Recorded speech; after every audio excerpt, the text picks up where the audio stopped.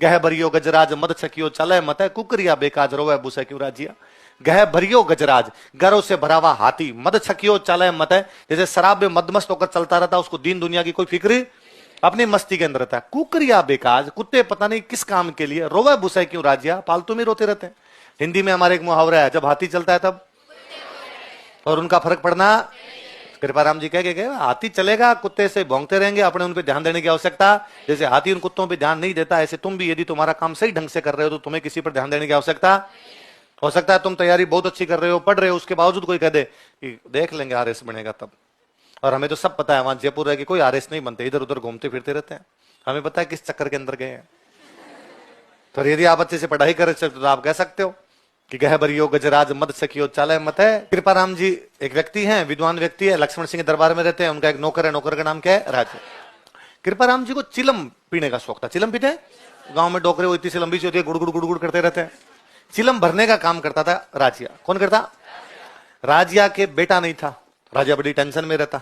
एक दिन कृपाराम जी ने उससे पूछा कि यार तेरे चेहरे पर एनी टाइम 12 बजी हुई रहती है, क्या कारण है, तू इतना चिंता में क्यों रहता? मेरे बेटा नहीं है, बेटा होता है तो वंश आगे चलता है, मेरा तो वंश समाप्त हो जाएगा, मेरे बाद में मेरा नाम लेने वाला कोई बचेगा तो ना। बेटा होता है किसका, बेटा ऐसा फलान जी का, पोता होता है किसका, ऐसा फलान जी का, तो वंश आगे लगातार चलता रहता है, नाम लेने वाले लोग होते हैं, मेरा नाम लेने वाला भी कोई बचेगा। कृपाराम जी ने कहा राजिया चिंता करने की कोई आवश्यकता नहीं है, चिलम भर मजे कर, आज के बाद में जितने दोहे लिखूंगा उनमें तेरा नाम लिख दूंगा। तो जब लोग कभी उन दोहों को पढ़ेंगे तब वो लोग कहेंगे किसके दोहे हैं। मुझे बताओ, यदि कोई व्यक्ति तैयारी ना करता हो, यदि कोई व्यक्ति लिटरेचर के बारे में ना जानता हो, आप किसी अननोन व्यक्ति को कहो अरे ओ पीछे वाले तीनों सीट चाहिए, वैसे भी लिखा नहीं जा रहा है कई लोगों से, तुम जाओगे तीन सबसे पहले बाहर।